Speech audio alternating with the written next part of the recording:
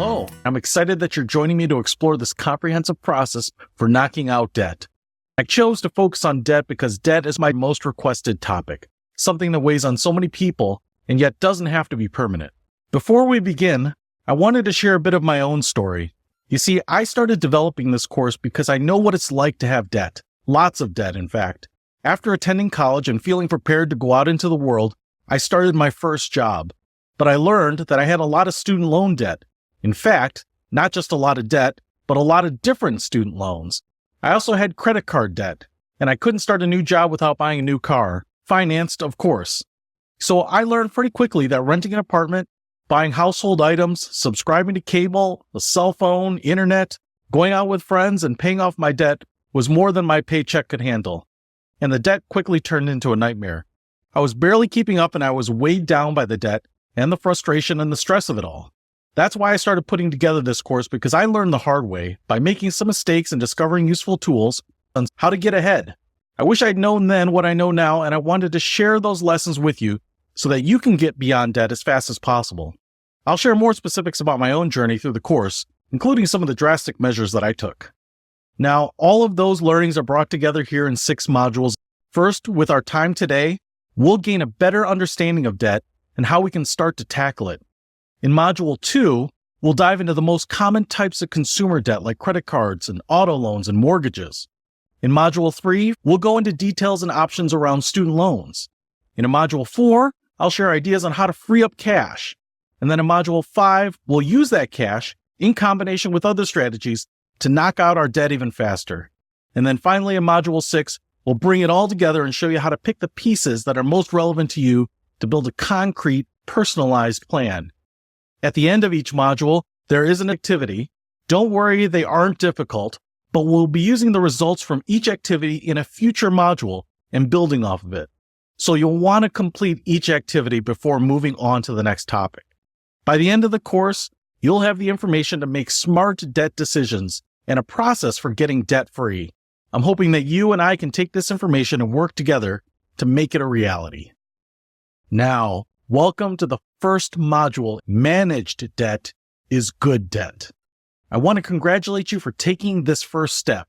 So many people won't be proactive in tackling their debts, and just signing up for this course puts you in rare company.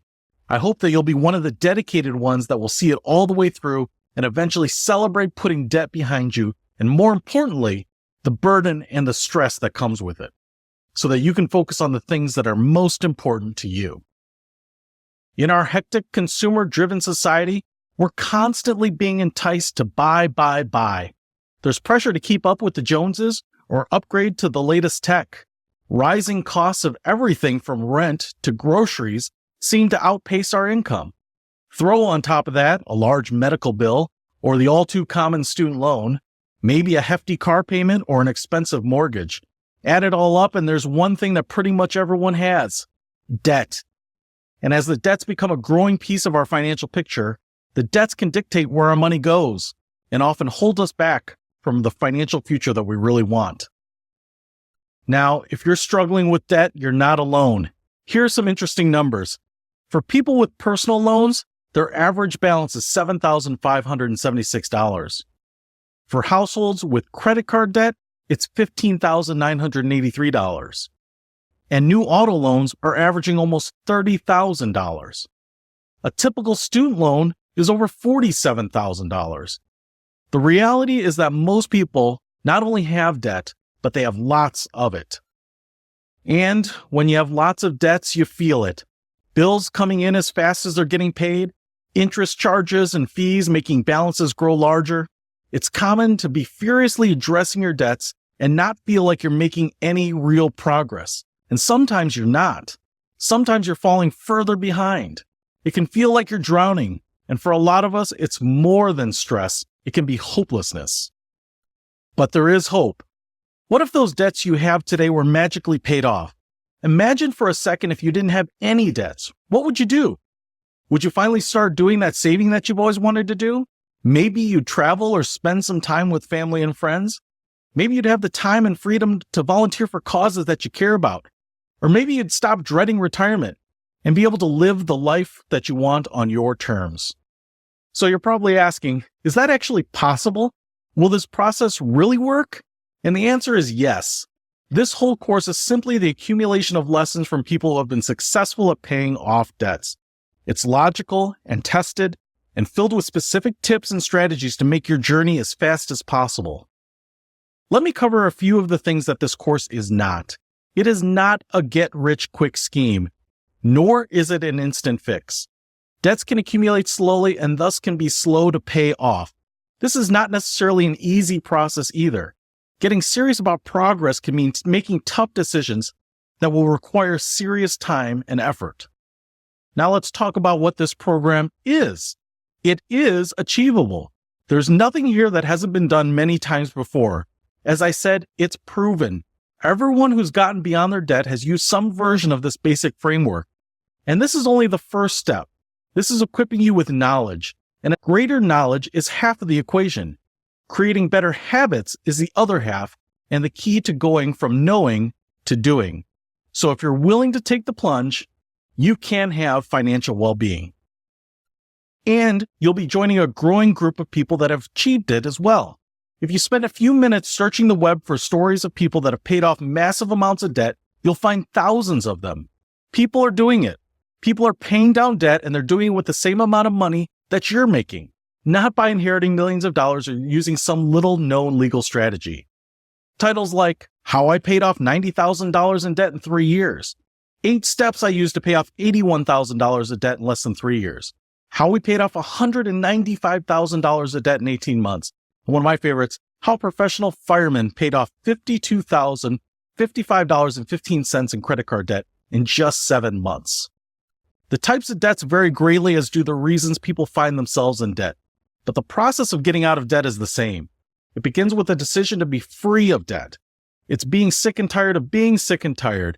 It's finally saying that enough is enough and deciding that things must change. It's about declaring freedom. Freedom from debt, freedom from stress, gaining genuine financial freedom. So by the end of the session, you'll learn about the different types of debts. We'll also discuss how various debts affect us. This is important because that'll help you decide which debts you want to focus on first. We'll talk about the foundation for paying off our debt. And then finally, we'll explain what the first step is towards breaking free from debt. Let's dive into the different types of debts. Of course, not all debts are created equal, and some are structured quite differently from others. Let's compare installment loans versus revolving debts. First, installment loans are loans that are paid over time with fixed, regular payments. For example, think of your typical car loan or mortgage payment. Even federal student loans are set up like this. Revolving debts are usually revolving lines of credit, which are very different. Revolving debts are an arrangement where you can withdraw funds and pay them back and withdraw again. This includes accounts like personal lines of credit and, probably most common, the credit card. Another revolving debt is a home equity line of credit. Now, let's talk about interest rates. Debts will usually have one of two types of interest rate arrangements, a fixed rate or a variable rate. A fixed rate is just that, fixed. The rate is agreed to when you take out the loan and stays the same throughout the loan. A variable rate can change and fluctuate and can also make the payment due change as well. Some installment loans with variable interest rates include adjustable rate mortgages. They can also include private student loans. Now let's talk about a differentiator that you may have heard of before, good debt versus bad debt. Good debt is generally considered debt that is used to increase income or buy something that will go up in value. Good debts are usually for things like buying a home, as real estate can increase in value over time. Student loans are often considered good debts as they help you earn more money or get more desirable work. Loans for starting or buying a business can create income and may be value for the business owner. Now, bad debts, on the other hand, are usually incurred on things that don't produce income or lose value. Car loans are generally considered bad debts as cars depreciate quite quickly. Debts from buying clothes or electronics, which can lose value quickly, or debts from traveling or taking vacations that produce no tangible benefits, are considered bad debts. But just because something is generally called a good debt doesn't mean that it can't turn bad quickly. Mortgages, while considered good, caused massive crisis and the recession. Even today, many homes are still underwater. Student loans. Many students figured that they'd be able to handle whatever loans they took out for school, and now there's a potential student loan crisis on the horizon. And as we all probably know, investing in or starting up a business is not a guarantee. In fact, most new businesses fail, which leave behind debt that we thought was good. So let's not think of debt as good or bad. It's just debt. And in a perfect world, we do what we can to eliminate it all. And while having no debt is absolutely possible, in reality, we'll probably have some debts. However, what we want is to have our debts no longer controlling us. We want to be able to handle our debts, pay off our credit card balances each month, let that debt work for us and not weigh us down or cause us stress. We want to be able to balance it with our capabilities and our income and manage our debt comfortably. So instead of good debt or bad debt, what we want is appropriate debt, or what I call managed debt. Managed debt means we won't have to deal with the frustration of never-ending minimum payments. If you've ever been stuck paying minimum payments, it can feel like bailing water out of a sinking boat. You're constantly making payments, but you barely see any progress. In fact, because many minimum payments on credit cards primarily cover the interest that's being charged to you, it could take years to pay off a purchase. With minimum payments, a $100 purchase that you make on a credit card could easily end up costing you $200 total. So purchasing something that seems like a good deal at the time could end up being very expensive. Another concern for a lot of people is what debt can do to your credit score. Your credit score is really important if you're planning on getting a loan in the future, say for buying a car or a house. A bad score could even prevent you from renting an apartment or getting a cell phone. Utilization measures how much of your credit you're using. If you're maxing out cards or using all of your available loans, your utilization rate is going to be very high, resulting in a lower score. Payment history. It's easy to be late on a payment here and there. Once you're late, it can be really hard to catch up. Payment history is the largest component of your credit score, and late payments can be a big hit to that score. And lastly, collections. You may be getting calls on old debts, maybe even by aggressive collectors. Old debts and defaults can bring your score down even further. But even if you're not being hounded by a debt collector, you might be teetering right on the edge. Sometimes it can even feel like things are okay when you're just getting by. But this delicate balance means that we have no room for error, no cushion to protect us from the unexpected. Any one thing can throw the whole thing out of balance. Something as simple as an unexpected car repair, or an appliance breaking, or maybe even a medical need, which might mean medical bills, or even worse, missing work.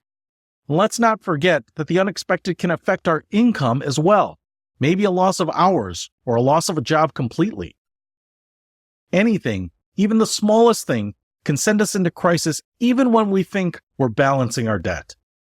All of these individual concerns combined create an immense amount of pressure. Even when we think our financial concerns aren't obvious, our financial well-being affects every other part of our overall well-being. It's hard to have a positive and healthy mental state when we're stressed out about money. It can cause us to be distracted at work and prevent us from performing at our best or even being positive, collaborative coworkers. It's certainly hard to stay in good physical shape, especially when you're working two jobs or juggling responsibilities in life. And of course, our social life. It's natural to spend money when you're spending time with family or friends, and it certainly takes the fun out of it when you're worried about the money, or you're turning down opportunities to go out because you know that you can't afford them. In many ways, having financial peace of mind is required for total well-being.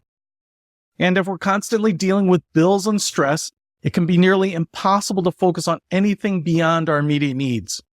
Just handling the day-to-day issues can be all-consuming.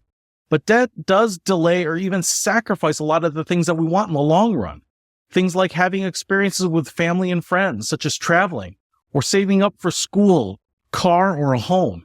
And of course, the one that we all might eventually be thinking about, retirement. Having debt means that money coming in is already spoken for. We can't put as much money as we'd like towards these other things. Debt holds us back from the fun things in life, even if we don't have time right now to realize it. So here's the not-so-secret secret to paying off debt. Debt problems require spending solutions. The key to knocking out debt is to tightly control our spending so that we can eke out extra money to pay it down. We accumulate debt for a lot of reasons, but one of the most common is simply spending more than we make. As long as our expenses are greater than our income, our debts are only going to continue to get bigger. We need to get our spending below our income. It's that extra money that's going to make all the difference. No matter how small or insignificant it seems, we'll dedicate that cash towards attacking our debt. And even if we've gotten income and expenses in balance already, we're going to dive deep into more ideas and tips that'll help you free up even more cash. The question is, how important is it to you to get out of debt? Are you tired, frustrated, stressed? Is it urgent for you? Are there things that you're giving up because of your debt, like being social with friends or choosing a retirement date? If so, let's keep an open mind throughout the course. And I challenge you to keep all options on the table. No matter how ridiculous or unrealistic it might seem, it doesn't mean that you'll actually have to pursue it, but it might spark other ideas that open up options that we might otherwise miss. Secondly, let's be creative. There's no one right way of right-sizing your lifestyle, and what might not work for one person could be the perfect solution for someone else. There are lots of creative strategies for freeing up money, such as taking a part-time job at a place that you paid a membership for, which could get you free access and start bringing in extra income. Or you might get your car repaired at a local trade school to get free labor. And lastly, it's okay to be extreme. Actually, it's a good thing. Extraordinary accomplishments are not achieved with half measures. Amazing feats are the results of amazing dedication. It's rare and difficult to reduce debt, let alone be completely debt-free. If it was easy, everyone would be debt-free. But you've set yourself apart by taking this course. Will you be one of the very few that goes beyond and makes the sacrifices, embraces those change in pursuit of financial freedom? Freedom that you can use to live life, give back, and help others? What sets you apart now could set you free from debt for good. So if you're ready, let's move forward. This course will follow this basic strategy path. We're going to find out where we stand. We're going to understand our situation so that we can pick the right strategies. We're going to address our immediate needs. If you're struggling with bills, you're late on payments, or you're dealing with collectors, we'll have plenty of tips to tackle the most pressing issues immediately. We're going to balance our spending. We're going to scrape together what we can and get ourselves into a position to, number 4, attack our debt. Not only will we be aggressively paying down our debts, but we'll go into detail on programs, resources, and tools that might help you take big chunks out of your debt even quicker. And then finally, we'll step into freedom. All of those things that have been on your wish list beyond the barrier of debt will finally be within your grasp. Saving money, traveling, retirement, whatever's important to you, you can finally turn from a dream into a plan. Do you remember back at the beginning of this module when I showed you stories of people that have paid off massive amounts of debt? They all started out the same way. Here's Austin Netzley's story. He paid off $81,000 in debt in 3 years. Austin writes, "You can't fix what you don't know, so I had to get very clear on all of my loan details, including all of the debt balances, lender information, interest rates, and the required monthly payment amounts and start dates." That's the very first step for everyone. Collect all of your debts, large and small, into one place so that you know what you're dealing with. A lot of people put this off because they don't want to know. They're afraid to face it. But knowing them doesn't change it. It doesn't make it better or worse, but it gives us a place to start. We'll know if our efforts are making progress, and we can craft a plan of attack that will work. As Austin mentioned, the credit report is a great place to start. It will have most of our formal loans. Here's a sample credit report that will have your information on it. Next, you'll see a list of your creditors and the relevant information like recent balance. For ABCD banks, it's showing no current balance. For the auto loan, it'll show you the current balance of $7,984. Double check everything to make sure that all the information is correct. You'll want to dispute any errors if you find any. But now that you have your credit report, you may have most of the information that you need. To get your report, you'll want to go to annualcreditreport.com. This is the official website to request your free annual report. At this point, you shouldn't have to pay for anything like a credit score, so the free version will work fine. As I mentioned, most of your debts should show up on your credit report, but some of them might not. You'll want to list all of those out too. You might have a loan from a parent or a family member. Maybe there's a balance with a mechanic that needs to be paid. You might have a peer-to-peer loan, such as loans brokered through an online website. Maybe there's a medical bill that's current but unpaid, and some store credit cards might not show up. And some short-term loans like payday or title loans might not be there either. And where should you collect all of that info? Well, right here on the Inventory Your Debts worksheet. There's a place to type or write in each debt, the current balance, the interest rate, the minimum payment due, and a checkbox to indicate if it's past due. Collect all of your debts here in one place, and we'll use this later on to build a personalized strategy for you. Now, for some people, this may seem like a small task. For others, this is a big one, but it's a critical first step in achieving freedom from debt. You're on the path to joining thousands of other people just like you and me who have successfully paid off their debts. But most importantly, it means that you will finally have the freedom to pursue the things that you're most passionate about. I'm looking forward to continuing the journey with you as we break free for good.